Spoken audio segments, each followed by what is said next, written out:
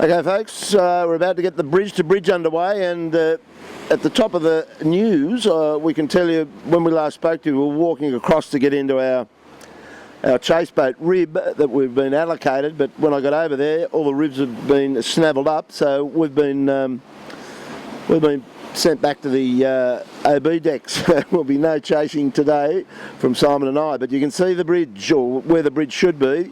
All you can see is the that left-hand base of that column that there's two major columns that hold it up, the big arch. So that's what they're looking at. They are all those kite boarders, sail boarders, and 18-foot skiffs are all inside that fog, and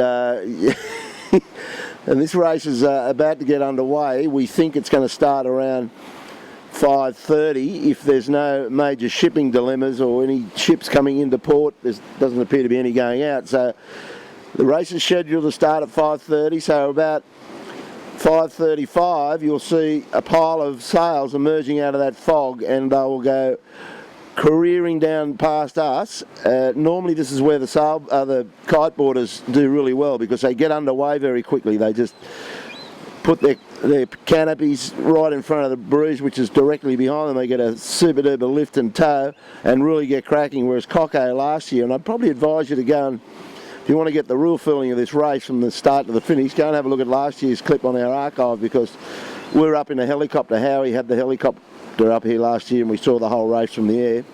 This time we're doing it from the OB deck. Now they're going from the Golden Gate Bridge right down to the Bay Bridge down at Treasure Island, and that takes them about 16 minutes to get down there.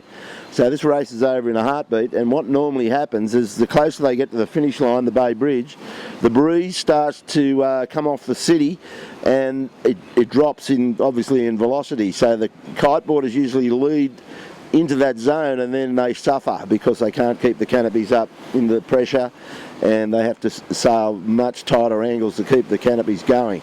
And that's where the 18-footer comes into its own, with its deeper angles, more sail area, and big chute on it. So I think it's going to be pretty much the same again today. It just depends on how far in front the kite boarders can be going past Alcatraz, and we'll be able to see that from here, or pretty much we can see them go past and into the distance.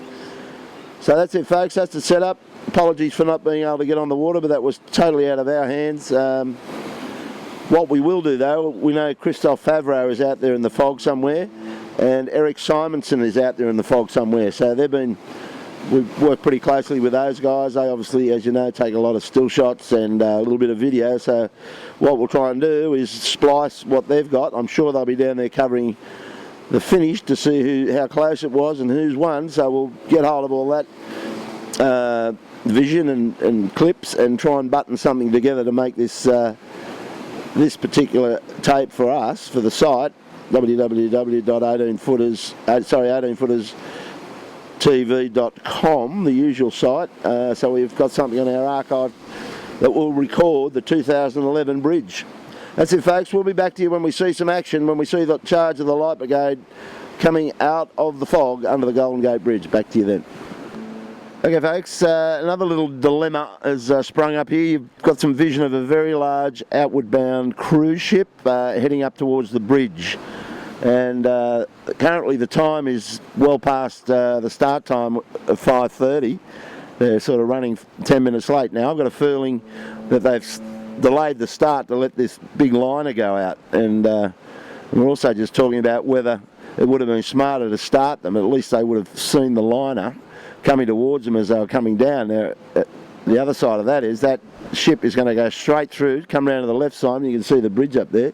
That ship's going to go under the bridge and then be confronted by all the boats milling around for the start, which I would have thought was just a tad more dangerous. But anyway, that's what's going on folks. Big white liner and a bridge full of fog and kite boards, sailboards and 18-foot skiffs. It's got danger written all over it for mine.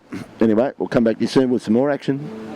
Okay, so we've got the big white cruise ship dead abeam of us now, heading for the bridge, and we've just seen some colour, and that's from the spinnakers on the 18. So this race is underway. The bridge to bridge is all go, and when they come out of that fog, they'll see this ship, large and white, right in front of them if they're taking that centre line down towards Alcatraz.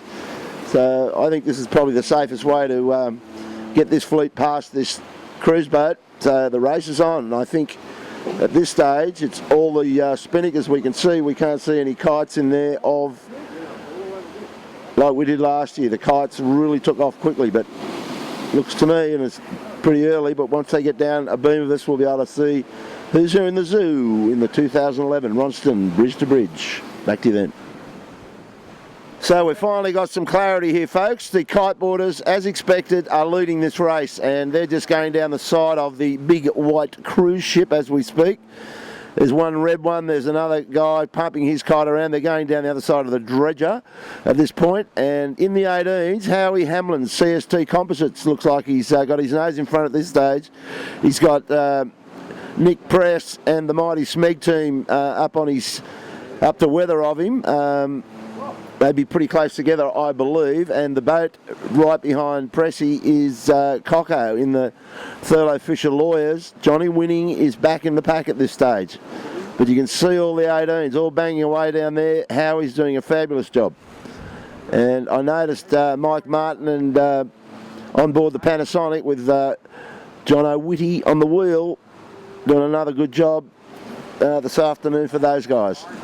So there we go, folks. Kiteboarders probably got about 250, 300 metre lead over the first 18 footer. There's two of them out the front there, chuffing along beside each other. And that's how they'll go. They'll maintain that lead all the way down past Alcatraz, if it's like any other year, and then they struggle. Once they get in behind the city front, the breeze drops, and so do the kites. The canopies start falling into the water, and the old traditional 18, the modern 18 I should say, that's where it comes into its own. So you can see pretty much the shoots on the 18s there, dead centre boomers now. Howie Hamlin in a very good position. Got to keep it upright though, and if you can do that, you'll find him right up the front of this race by the time they get to the Bay Bridge. And there's another good job by, in close to us here is Glenn Raphael in the old CST Composites. That boat is now called Harkin. These blokes are having a real good crack at this today. And John Winning back in fourth spot.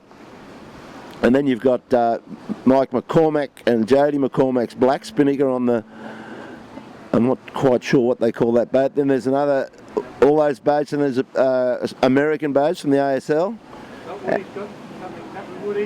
Woody has just gone into a massive wave, I think that is. Just hit a big wash of some sort. He really had to throw the chute at it to keep it. He's jibing out. He's going out further to Alcatraz at this point in time. So Woody's got the bone in his teeth.